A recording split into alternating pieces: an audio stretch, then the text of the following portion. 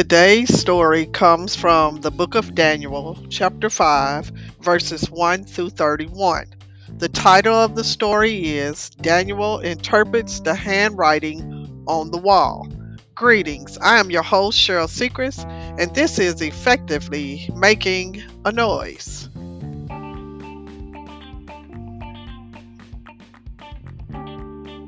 After a long reign of 43 years, King Nebuchadnezzar died in the year 562 BC. About 20 years after his death, a new king came to the throne whose name was Belshazzar. He was a wicked king, and his reign was of short duration. During the third year of his reign, King Belshazzar made a great feast in his splendid palace at Babylon. He invited 1,000 princes and nobles to share this feast with him and his many wives. It was a night of feasting, much drinking of wine, and revelry, which means noisy fun such as a party, in Belshazzar's palace. Belshazzar, when he had drank too much wine, commanded that the vessels of gold and of silver, which Nebuchadnezzar his father had taken out of the temple in Jerusalem, be brought, so that the king and his princes, his wives, and his concubines might drink from them.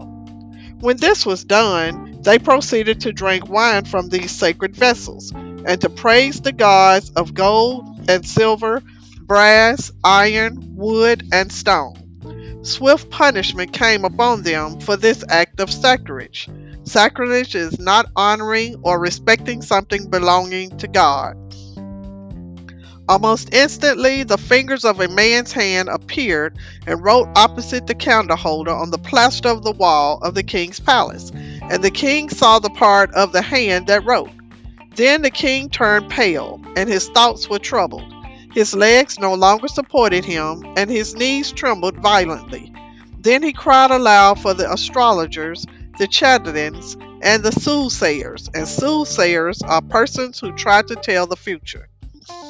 Filled with apprehension, the king said to his wise men, "Whoever can read this writing and give me its interpretation shall be clothed with scarlet, and have a chain of gold about his neck, and shall be the third ruler in the kingdom." But when the wise men looked at the writing, they could not read it or reveal to the king its interpretation. This made Belshazzar even more fearful, and his lords were greatly dismayed. Then the queen, hearing about the commotion, came into the banqueting hall and sought to calm the fears of the king. She said to Belshazzar, "There is a man in your kingdom, in whom is the spirit of the holy gods. In the days of your father, this man had wisdom and understanding like that of the gods, for which reason King Nebuchadnezzar made him master over all the wise men of Babylon. This man, Daniel, whom the king named Belshazzar, had the power to interpret dreams and solve riddles and conflicts. Now therefore let Daniel be called, and he will give the interpretation." Then Daniel was brought in before the king. Belshazzar commended Daniel for all the good things he had heard about him. He explained the matter that troubled him, and pointed out how his wise men were unable to interpret the strange writing on the wall. He promised to give Daniel a rich reward if he would read the writing and give its interpretation. Then Daniel answered the troubled king, saying, "Let your gifts be for yourself, and give your rewards to another. Yet I will read the writing to the king, and make known its meaning." Speaking as a prophet of the Lord, Daniel then told the king why all these things had come to pass. "O king," Daniel said, "the Most High God gave Nebuchadnezzar your father a kingdom and majesty and glory and honor. And on account of the majesty that he gave him, all peoples, nations, and languages trembled and feared before him. Whomever he would put to death, and whomever he would keep alive, whomever he would set up, and whomever he would put down. But when his heart was lifted up, and his mind hardened in pride, he was deposed, and deposed means removed from his kingly throne, and they took his glory from him. He was driven from the sons of men, and his heart was made like that of the beast, and his dwelling was with the wild asses.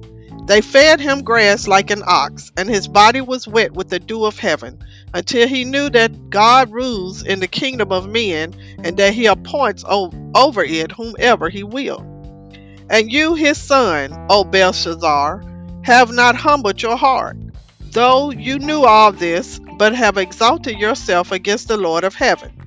The vessels of God's house have been brought in before you, and you, your lords, your wives, and your concubines, and concubines are women who live with men, but are not wives or part of family, have drunk wine from them. You have praised the gods of silver and gold, of brass, iron, wood, and stone, which do not see or hear or know. And the God in whose hand is your breath, and to whom belongs all your ways, you have not glorified. Thus from God's presence the hand was sent, and the writing was inscribed. And this is the writing that was inscribed: Mene, Mene, Tekel, Upharsin. This is the interpretation of the writing. Meaning, God has numbered the years of your kingdom and made an end of it. Tekel, you have been weighed in the balance and found wanting. Perez, your kingdom is divided and given to the Medes and the Persians. Then Belshazzar gave the command, and they clothed David with scarlet, and put a chain of gold about his neck, and made a proclamation concerning him, that he should be the third ruler in the kingdom. But Belshazzar's attempt to appease, and appease means to satisfy, the prophet of the Lord, could not change the divine verdict. His doom was sealed. That very night, Belshazzar, the Chaldean king, was slain. The Persian armies captured the city of Babylon, and King Darius took over the kingdom of the Chaldeans. That is the end of our story today. Thank you for listening. Be blessed.